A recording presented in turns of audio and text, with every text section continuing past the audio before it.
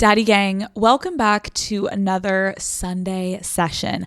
I am feeling really reflective heading into today's episode because, fun fact, tomorrow is Matt and I's 2-year wedding anniversary, which means we will have been together for a total of 6 years, going on 7. That is like insane to say out loud. In some ways, I feel like we've been together our whole lives, but then another part of me is like still shocked that I'm married and I have a husband and I'm a wife. But as we're entering into this 3rd year of marriage, I have been thinking a lot about the time before Matt and I ever met. Obviously, I feel so grateful and lucky to be in this phase of my life with him, but I'm also really grateful for the time that I gave myself to just be single and on my own before we ended up together. Because even though being single can, of course, be extremely stressful and disappointing at times, it can also be one of the most transformative and empowering phases of your life. And I am so happy now to be building this life with Matt, but I was really happy when I was single too. And yes, I know like being single and being married are 2 wildly different experiences, but what I really want to emphasize today is that one phase is not more meaningful or important than the other. When Matt came into my life, I was really enjoying dating. I was meeting new people. I was figuring out what I liked, getting to know myself better, was building my career. And because of that, I think Matt and I were able to take our time and not rush into anything. And I think now looking back, that was such a huge part of why our relationship worked so well. Like, I didn't need Matt. Matt didn't need me. We were both so centered and working on ourselves that it kind of was like, if this works out, great, but like, don't really need ya. And like, I'm a very independent person. And if our lives naturally come together, great. But like, kind of doesn't matter if it doesn't work out because I'm good on my own. And I think that was such a beautiful place to be in when I met Matt. And because of that, I do think that those early dating stages between us, they got to just be really fun. Like, they were low stakes and we just both got to kind of be along for the ride and just enjoy ourselves. Why I'm bringing this up is because lately when I talk to my single friends or when I'm reading DMs that you guys are sending me for questions of the week, I feel like the experience that I got to have when I was single is very different from the experience of dating and trying to find your person in 2026. And weirdly, like, I know it wasn't that long ago that I was single, like 7-ish years ago, but a lot continues to change with social media. And listen, I know it's like not exactly a hot take to say that dating apps have completely changed the way that we meet people, but for better or worse, they have taken a lot of the curiosity and the spontaneity out of the process of meeting someone new. There's obviously so many positives of dating apps, but that is one of the cons, right? And I can totally see how people might feel like the only option in today's dating culture is to meet your person on an app. But I also know that when you're single and your mentality is in that headspace where you're like, oh, I don't really want to be single anymore. Like, I just want to find a partner. Like, I don't want to be going out to clubs and drinking and going to the bars and all of that. Like, it's almost like you go on that drinks and you're like really hoping it's going to be amazing. And then it's like, eh. And then like you go on the second date because you're like, come on, like maybe there's like something I missed. Like maybe he is better on the second date than the first. And then you're like, oh my God, this is worse than the first date. And then you end up ghosting each other. And like, then the worst part, you're like, I have to start all over again, because I just spent so much time in the apps, and then I got out of the apps and we started texting, and then I met him on the date and it was horrible. And now I'm back to the apps. Like, that whole process, I do want to acknowledge, can make you feel a little numb. It's just the truth. You start to become numb to dating. And if you're anything like a lot of my single friends, then you're probably also at a place where like, you know exactly what you're looking for. Your standards are probably really high. You've done a lot of work on yourself, but every date you go on just feels like another disappointing job interview, another waste of time. And I think when dates start to feel like this chore that you have to check off your list, I think that we really then start to strip ourselves from the potential to actually have a lot of fun in the process of getting to know someone and being single and dating. And so I am here today, Daddy Gang, to try to bring a little fun back for you. Okay, we're going to try to make dating feel fun again. And that is my mission for today's episode. If you have been feeling hopeless or overwhelmed with your dating life, then this episode is for you. I have not forgotten my single girls. Let's get into it. The whole point of any romantic experience, whether it's a first date or a 50-year marriage, is that it's supposed to make us feel good, right? Like, why do any of us want a partner at all? Why do we deal with the ups and the downs of relationships? It's because at their core, they're supposed to make our lives more enjoyable than they would be just being on our own, right? And if you're single today, that means that all of the best relationship milestones are still ahead of you. The first sleepover, the big first I love yous, the first trips together, like all of it, meeting the parents, meeting the friends. Like, there are so many firsts ahead of you that I promise you, your friends in long-term relationships are probably jealous that you still get to look forward to. Like, if I could rewind and relive some of the early dates that Matt and I went on and some of those early moments, like, I would, because you can't recreate that feeling, right? The early dating stages can be truly the best time of your life if you do them right.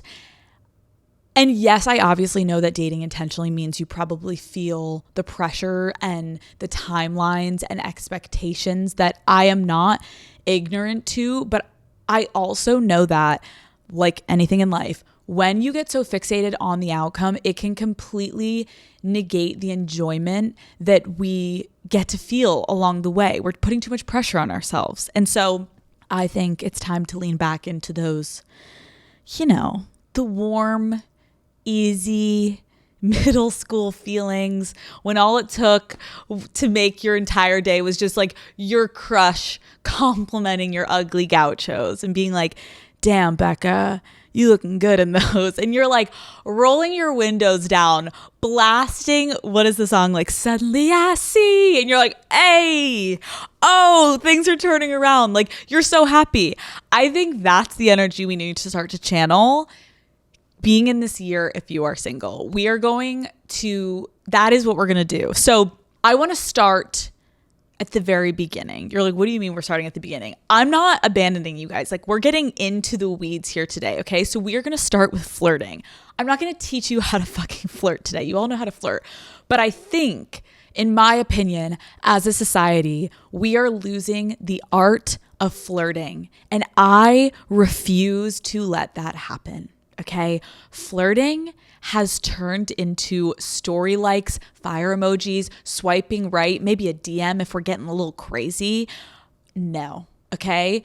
In person, somehow flirting has become a rare art form. I literally was reading, please guys, let me read this to you.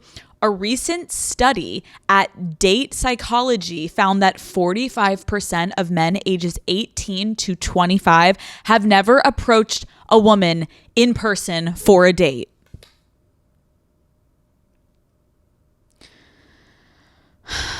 I don't understand. What?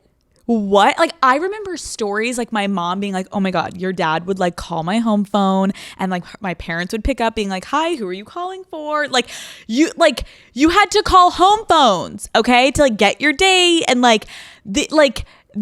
people would be there and listening, and you have to like go to their house, like knock on the door, bring the boom box. Meanwhile, it's like double winky face, sexy. Oh, you're so fucking done. You're so fucking done. I think this is what we're going to have to do. Listen, we could do a whole episode on how depressing it is and how men have just like shriveled up to like almost nothingness, right? That can be another episode, but that's not for today. We're trying to stay fucking positive here. So if the men are going to be annoying losers, we need to take matters into our own hands, okay? I remember back when I was single, I used to go up to seriously like any guy that my friends or I thought was hot at the bar, and I would just start flirting with him. And listen, yes, sometimes it didn't go exactly as I planned, but like there were so many instances where I immediately walked right back to my friend group and I was like, okay, he's not the vibe. He looked hot, but he's actually a fucking loser. On to the next.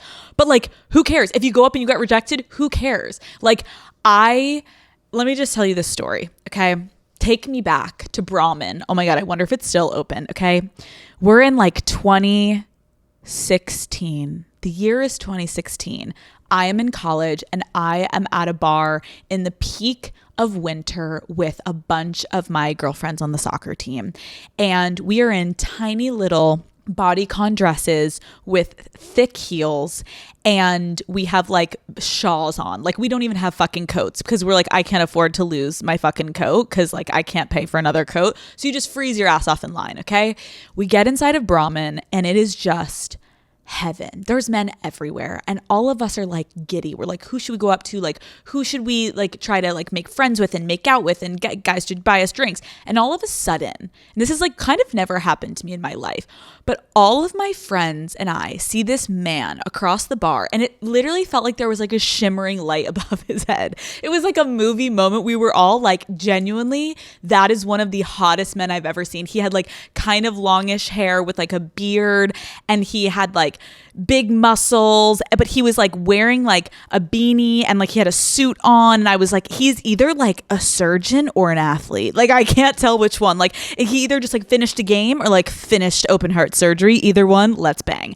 And so all my friends are like, that's literally the hottest guy. And everyone's like, who's going to go up to him? Who's going to go up to him? Like someone has to go up to him. Like, what if he has friends? What if it's a connection? And we're all sitting there and all of my friends are like, no, like we're too young. Like we're just like fucking losers in college. Like I'm not even, and I just leave my friends because we don't have time to worry what people are going to think about us. I go up to the bartender. I say, do you have a pen? She's like, bitch, do you want a tequila shot? I'm like, a pen, honey. I get a pen. I take this napkin. I write my number and a fake name because at the time I was thinking that every single person was an underage cop. That was like a little trigger of mine because I was obviously underage. I was like, ooh, like don't want to like fully give my name because if they asked for my ID, my name was Catherine. I had my sister's ID. It's a whole thing, whatever. So my name was Catherine. I'm at the bar. I write Catherine. I write my number. I go up to this man. I just beeline it. He's under his glimmering light, looking sexy. Oh, so gorgeous. Let's fuck. And I say to him, hi. And he looks at me like, who is this girl? And I go, I just want to let you know. And I just like would kick myself if I didn't say this. I just saw you from across the bar and you're so fucking hot. And I need to introduce myself. No pressure. Here you go. Call me. I start walking away. He grabs my arm. Oh, yeah.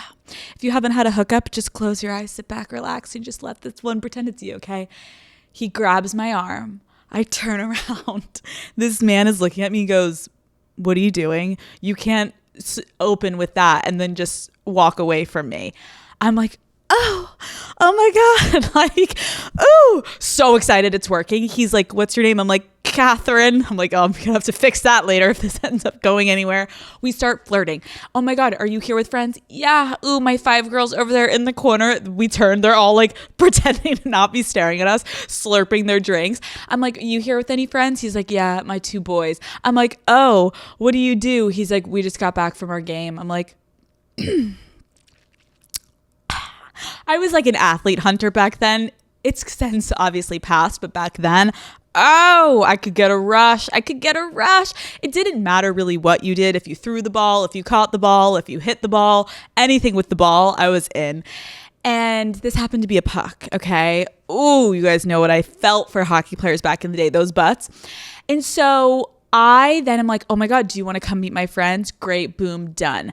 His professional hockey player friends come over by all of my friends' drinks at Brahmin. We hang out. I get his number. He gets my number. We exchange. We text. We're good to go. And then I have a date with him. Then I obviously can spare you the details of then when I showed up and he was like, continued to call me Catherine. And I awkwardly had to tell him like, I'm not 21 years old. He still was interested in me. Is that weird? Maybe, but we'll get into that later. Anyways, the point is, okay, shots, drinks, athletes, fun, men, dicks, vaginas. Everyone was happy that night because I was like, if this man rejects me, who cares? Who fucking cares if this man rejects me? Because I went up to a couple other guys at the bar, realized they were freaks and kept it fucking moving. But this man ended up giving my friends and I plans. And although it didn't work out with him, we only had a couple dates, still was so fun, still made me feel alive, still got me a little ooh down there. So I think the moral of the story is I could have given a napkin to 15 guys that night and been rejected by 14, but that is okay. It just takes one. Oh my God, what is that fucking quote from Cinderella story? Like something of like, don't let the shot keep you from playing the game or so. That's not the quote, but you guys know what I'm talking about. Don't stop yourselves from believing in yourselves that who cares if you embarrass yourself? It's embarrassing for them to be so socially awkward that they can't like engage in a conversation with you and not be a fucking dick, right? You know what I mean? I know you're all looking good. You're feeling good. Go for it, daddy gang.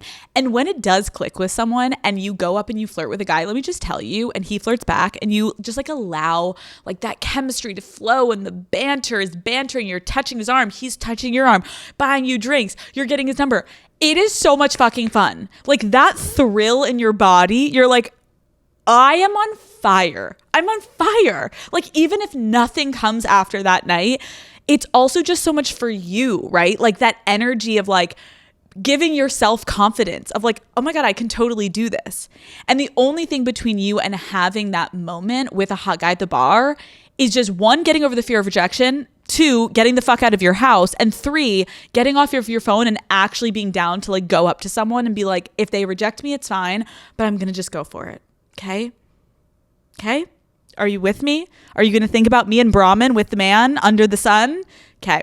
Guys, I also know it's like a lot easier said than done. And also like weirdly, why did I have so much confidence in college? But like, I get it. Like now when you're out of college, it's like you overthink things. I get it.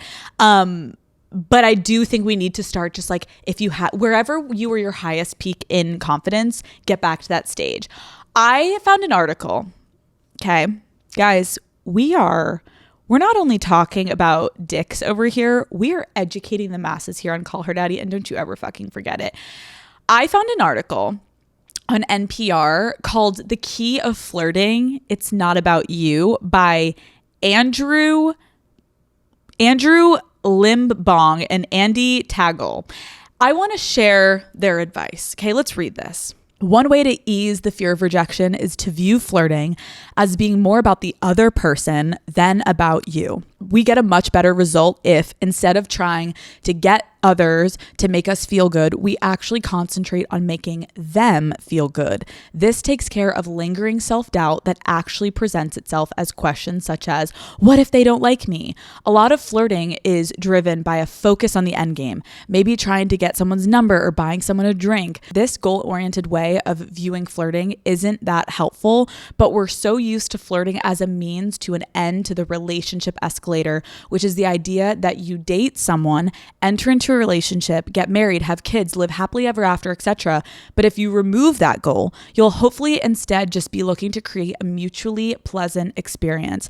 Instead of any preconceived goals, aim for a few minutes of pleasant conversation. That's much more manageable and can help ease the pressure of any possible rejection. If all you're hoping to do is make someone else feel special for a bit, you really realize you actually can't lose. Open with a question, then test and assess how they're reacting to you. Remember that flirting isn't about hitting any preconceived target other than helping someone else have a good time. Okay. I agree and disagree with this article. Like, I don't want you guys going in there being like, Todd, tell me everything. Oh my God, Todd, that's amazing. Okay, wait, Todd, tell me more. Like, and you're like, okay, I literally just had the worst fucking date of my life.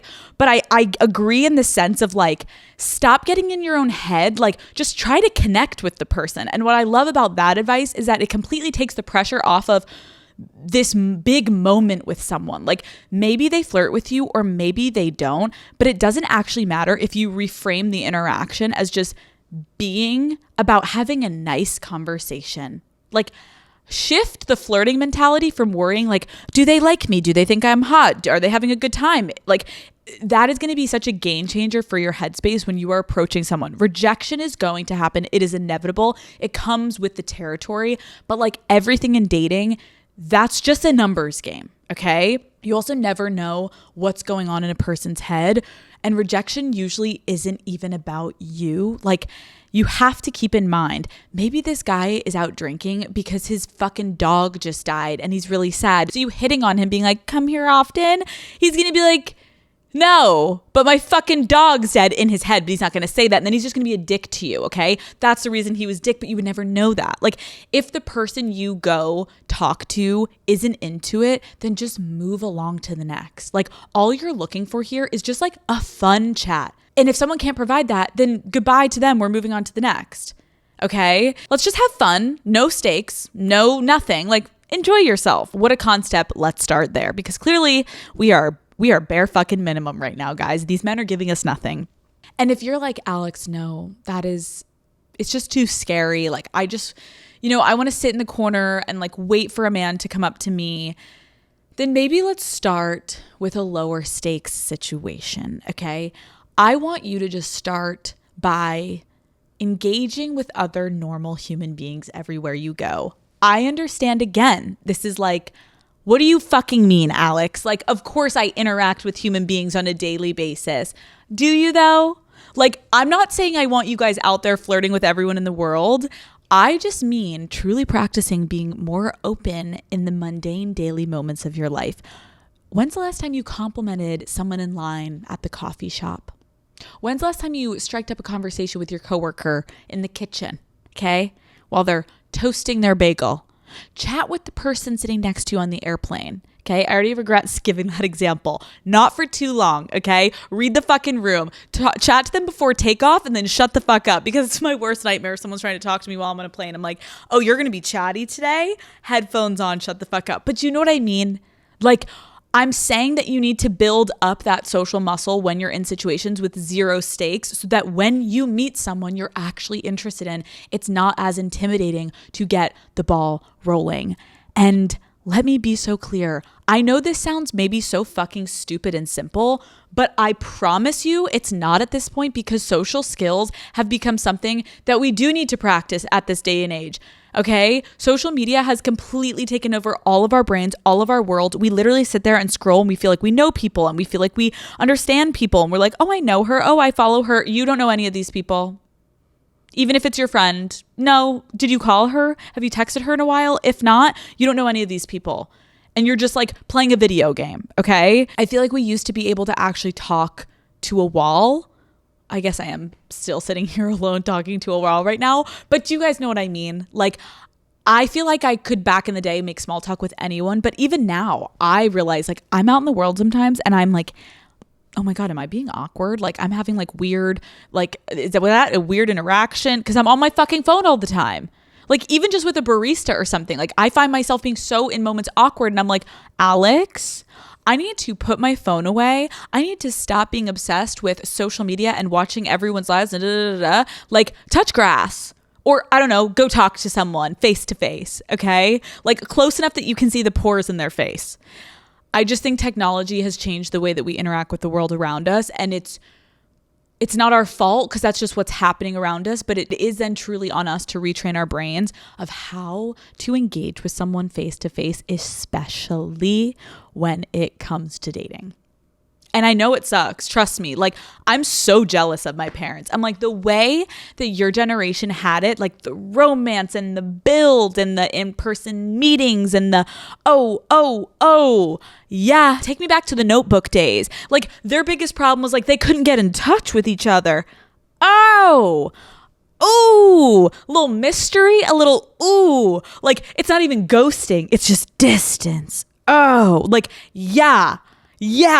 And now it's like, we're on Snapchat talking to each other. We're on Snapchat, but we'll never meet up. We're just going to Snapchat until this whole thing fucking lingers and then dies out.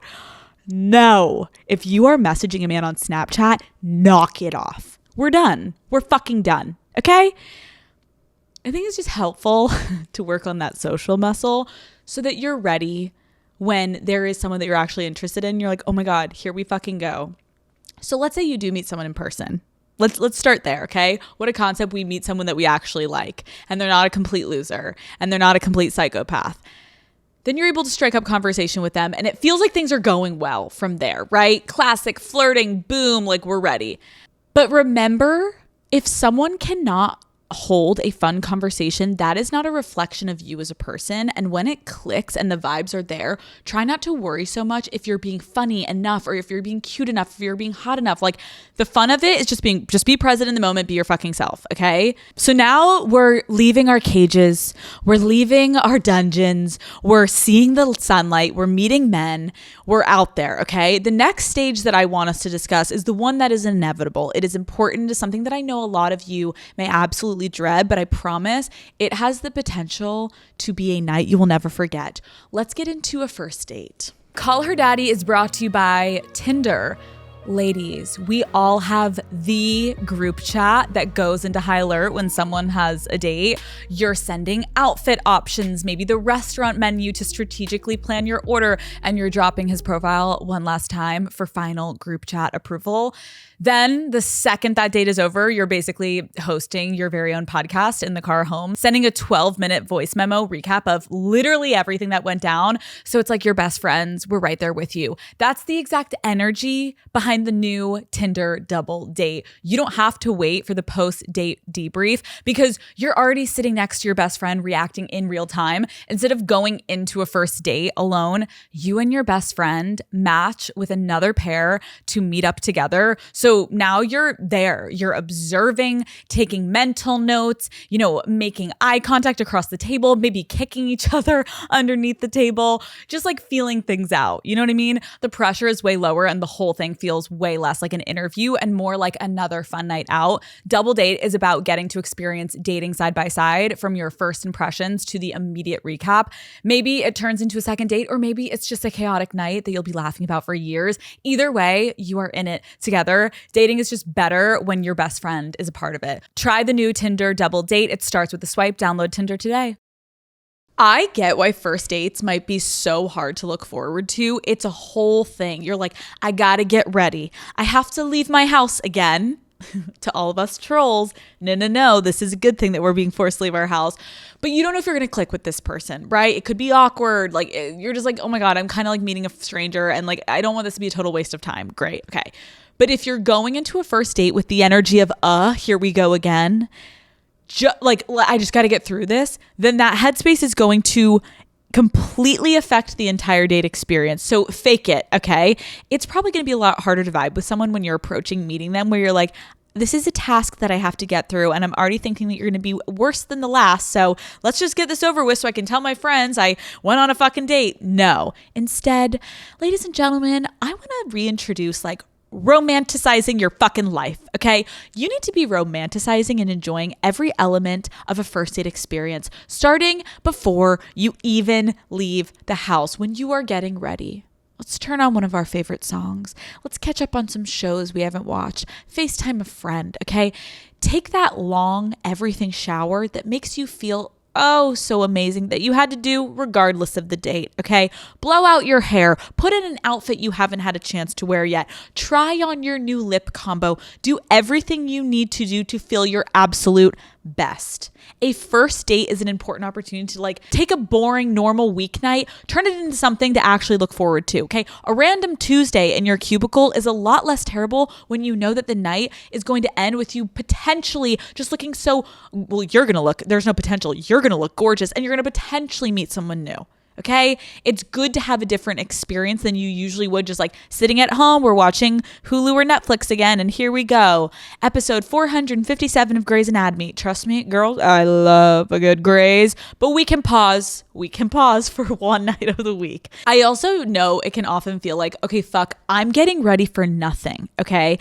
I don't want to put my expensive foundation on this gorgeous skin for a man that isn't shit. I don't want to waste it, okay? I don't want to end up crying in the bathroom and crying all my gorgeous makeup off because what the fuck? I don't want to waste a night. Is it worth it? Because Nicholas last week talked to me about his obsession with toenails, and I was like, I'm never going another date again.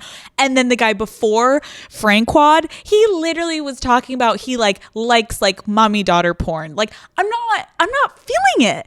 And I so get that Nicholas and Farquad, Farquad? Frockwad, whatever. Frogger and Nicholas, they don't exist. They were losers, but there could be a good one tonight. And so you have to just go with that mentality, even if you're lying. Lie to yourself.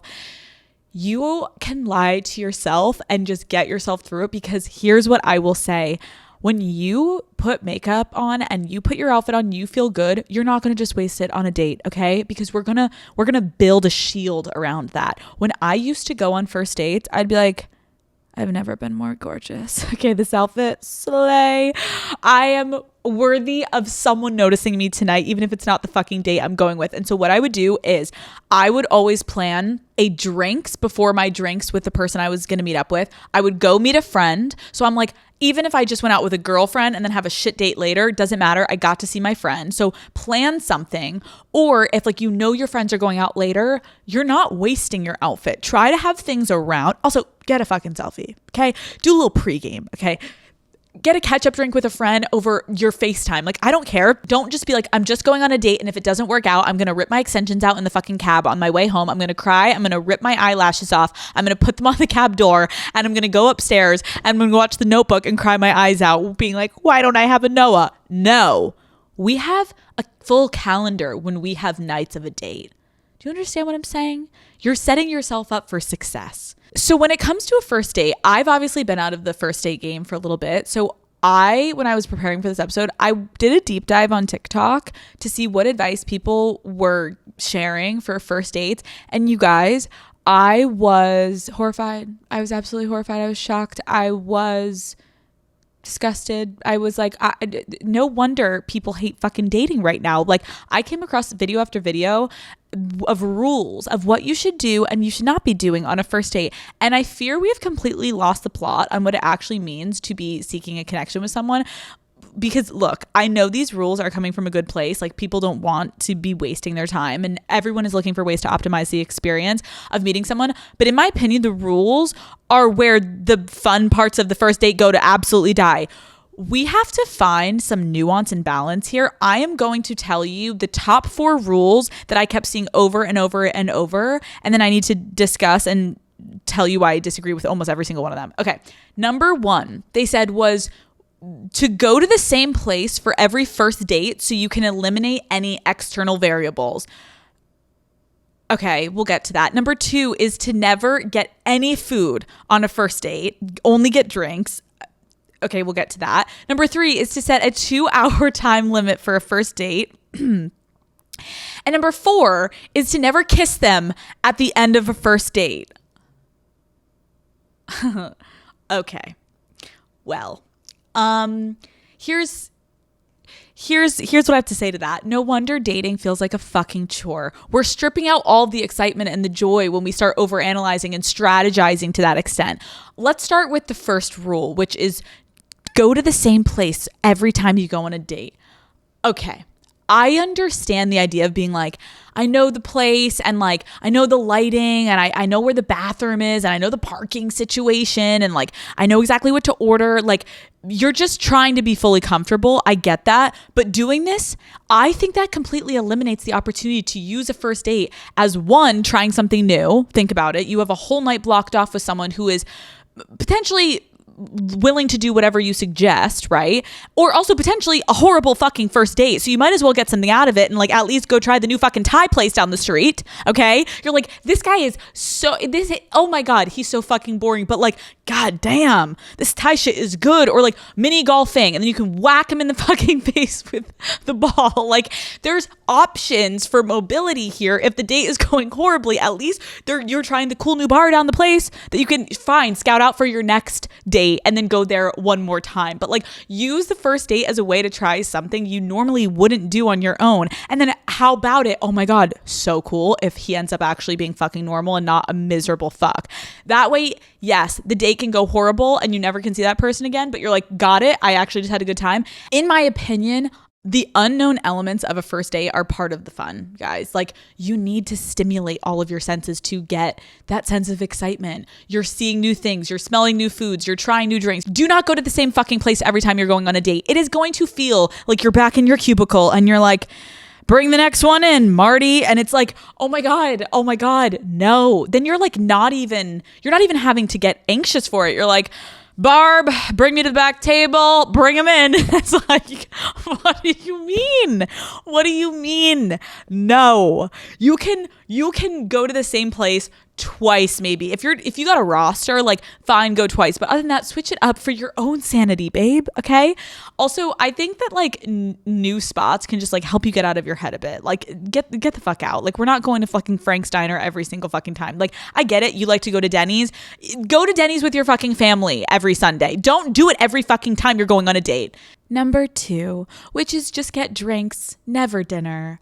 Let me just say something. And I have to reiterate again, the whole point is to have fun on a date, okay? Eating is fun. Don't let the internet tell you otherwise. Trying new foods, going to new restaurants is fun. Why are we denying ourselves one of the best parts of the experience? If some of you are going to say, because I don't want to get stuck there, I don't want to I don't want to eat in front of this person. What if I get stuff in my teeth? Well, if he doesn't like you with a little bit of fucking spinach in your upper right tooth, babe, he's not going to fucking like you when he splooges all over your face. Ignore me. You know what I mean? They need to see you in your best and your worst, okay? So eat in front of this man if you're fucking hungry. Now, if it just happens to be drinks, it happens to be drinks, but don't be like gunning for the drinks. He's like, do you want to order some appetizers? You're like, no. TikTok told me that I can only drink on a date. Like, no. Is this man going to never see you eat in the entire course of your relationship? No. Why are we not letting ourselves do it when the stakes are the absolute fucking lowest? Now, I think people could assume like you just don't want to be trapped on the date. You know, food makes it like linger a little bit longer. Then again, why are we going on a first date with the mentality of just getting in and out? That's not the mindset of someone looking to having an amazing night.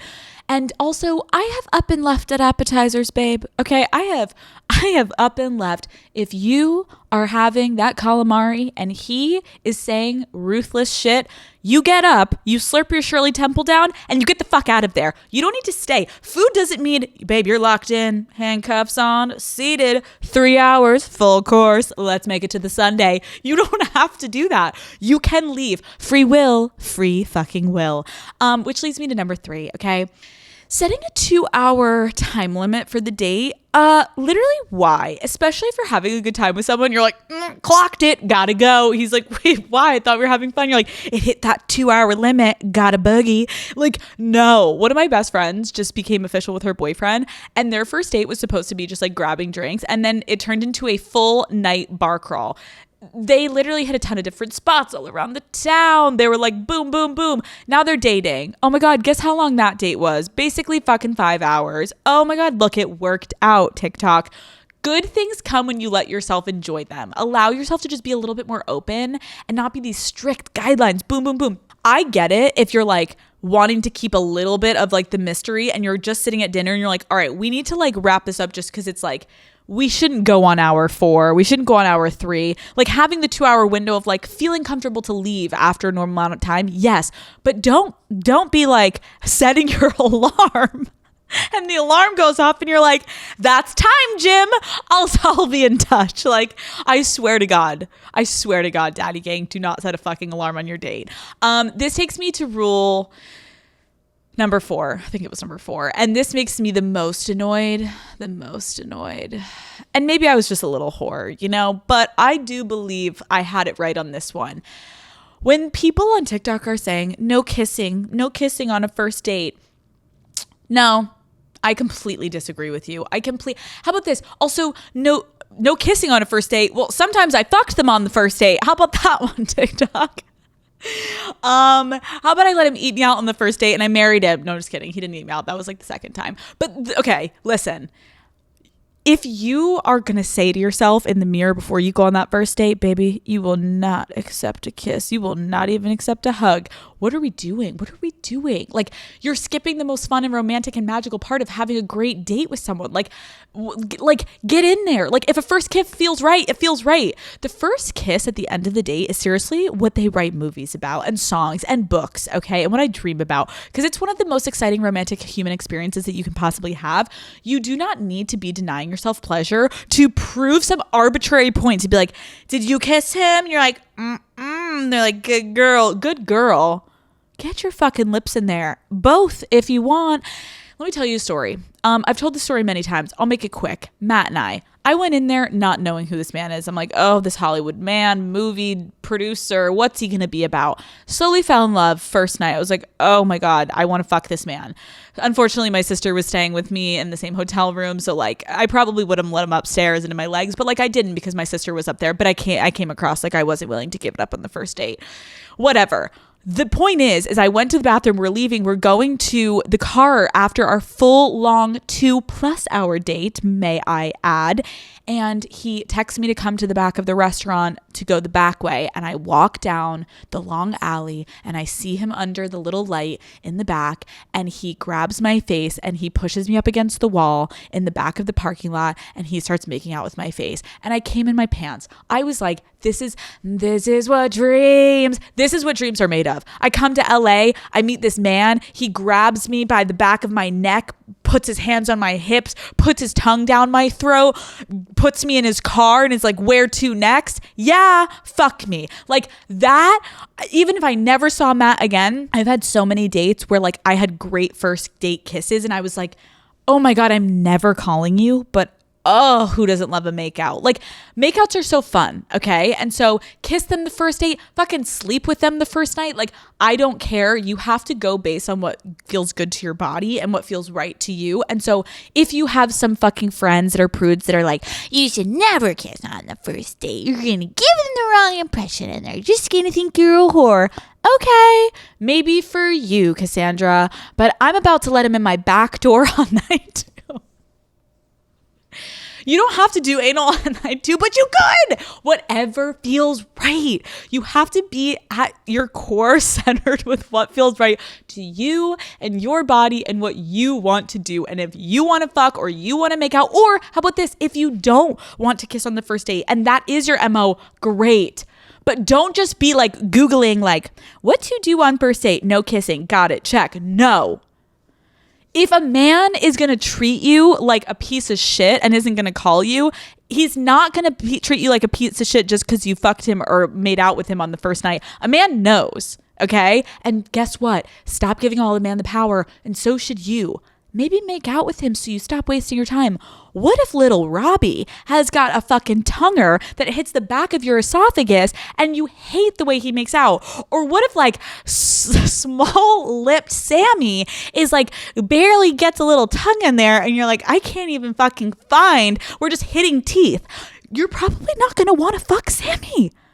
But good to know that you got it done on the first date. We're maximizing our time, people. You want to not have a 2-hour date? I'd rather have a 4-hour date, quick makeout, know he's not the one, never see him again, so I can then optimize my time to not have a second date with small lip Sammy.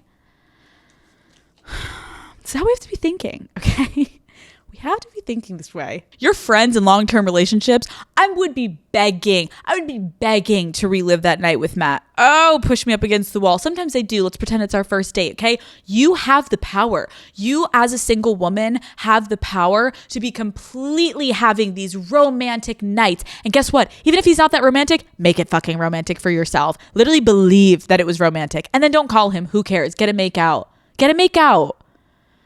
Okay, I'm sure you have like 6 guys on Hinge right now and that would be willing to take you out next week. And so I think that you should embrace it. And I think you should just start taking them all down. Not like that, but you know what I mean? Just start trying. So first dates, I think it's a win. I think it's a try new places, enjoy the food. And let me say this. Something that I think is so underrated when it comes to getting yourself out there and enjoying yourself and dating is like, I love being married. I love being in a committed relationship. I love Matt. Put that aside. That's not fun to talk about. When I think back to some of the biggest, funnest nights of my life, it was living in New York City. It was going on crazy dates with men. And it was like me just being in this like reckless time in my life. And so I do think that something you need to think about when you are in the dating world is like, do it for the plot is not actually that dumb of a statement, okay? I know it's overused, but like when I look back, so much of my fun nights, even if they did end in tears or heartbreak or whatever, that's the shit I remember now sitting here in my 30s as a married woman. Like what I would give to like quickly live one of those nights. Well, I don't know, because like my back hurts and like I don't want to go to the club and sit, but like I like to like relive them in my head. You know what I mean? Like you're in that stage right now where you're like going to the club and you're going to the bar and you're meeting the guy, or you're done with the clubs and you're like going to the dinners and you're getting wined and dined. Even if it's a disaster of a fucking story, the way that you are going to look back on these life experiences that were so wild, these men that you met, these women that you met that you're just like, how was this my life? I'm telling you guys, don't hold yourself back from those opportunities, because one day when you do find your partner, and if you want kids one day, and the stories you're going to have and the life that you're going to live, it's so much better than being like, I was too afraid to take that guy out of the dating app or to go up to that guy at the bar and to actually like make something of it. And so I just ended up sitting and I watched 9 fucking seasons of Vampire Diaries over and over until I could recite all the lines. That will always be there. All of your shows will always be there. Your books will always be there. Your comforter will always be there. But like these opportunities won't. And so like sacrifice one night if you're tired and go out and have the fucking date, go for it. Because I genuinely believe, when I look back, what made me so confident as a woman was a lot of these really weird experiences I went through, and some were not enjoyable. And in the moment I was sleeping in the bathtub, crying my eyes out. I don't know why I was in the bathtub, for dramatic effect, obviously, but think about that.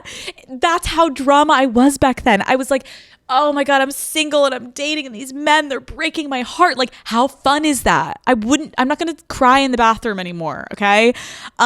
So it's like allowing yourself to also be present in what part of your life you're in, allowing yourself to recognize that being single is such a blessing. It's such an opportunity to learn things about yourself, to experience things with people, even if they are negative. Like, you're going to become a stronger, better person. And I do genuinely believe that there is no fucking way that I would have been ready for a Matt Kaplan had I not gone through the amount of nights in the fucking Acme basement and Bijou bar and One Oak and like all of these different places and all the different bars and clubs that I went to and with men or met men there. What came from meeting those people and the dates and the trips and all of it.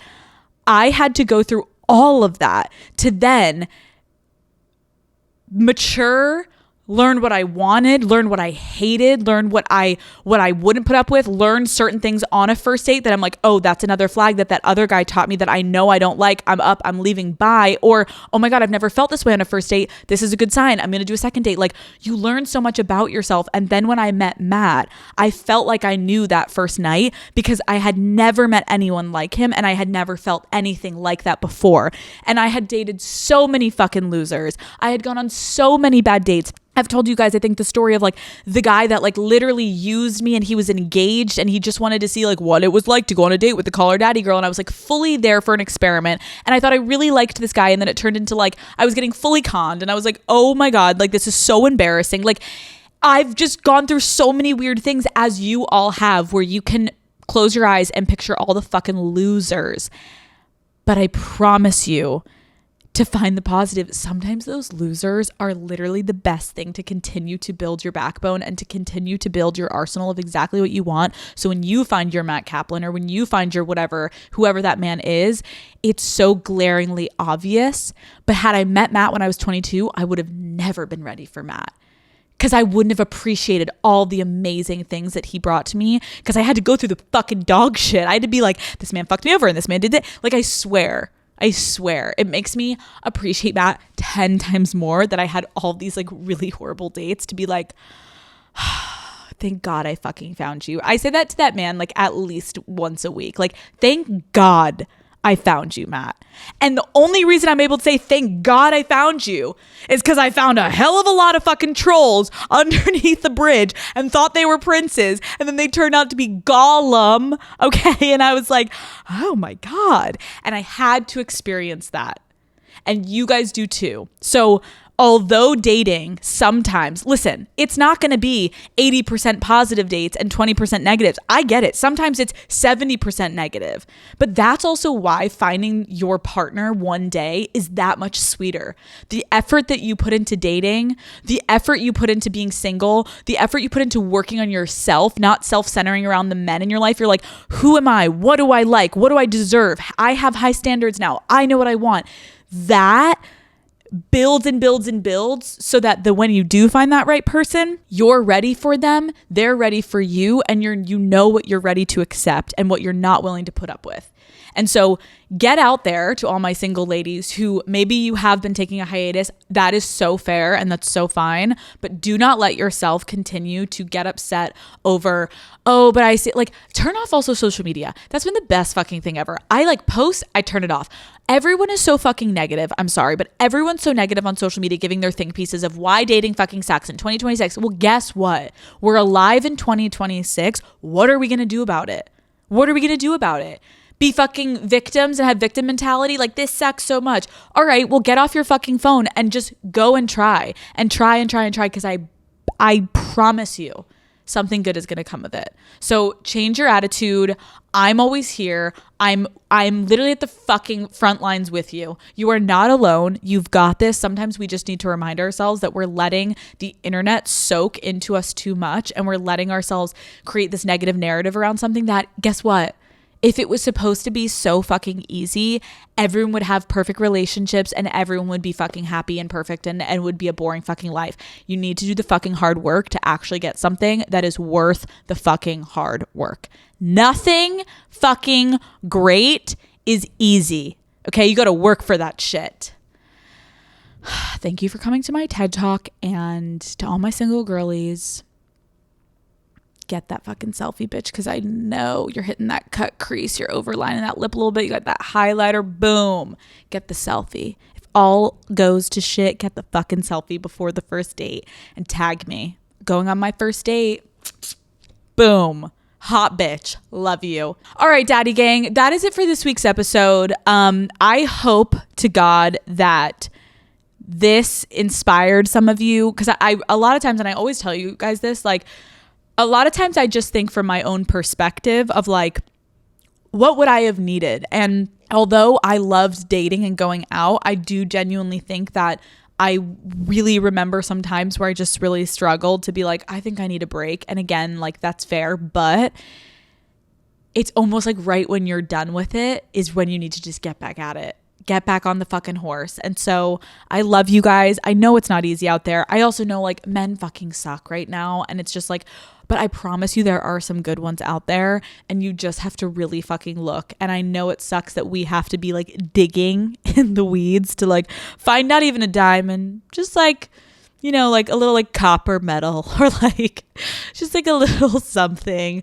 But you are smart and brave enough to weather the fucking storm, ladies. So, daddy gang, I love you so much, and I will see you fuckers on Wednesday. Goodbye.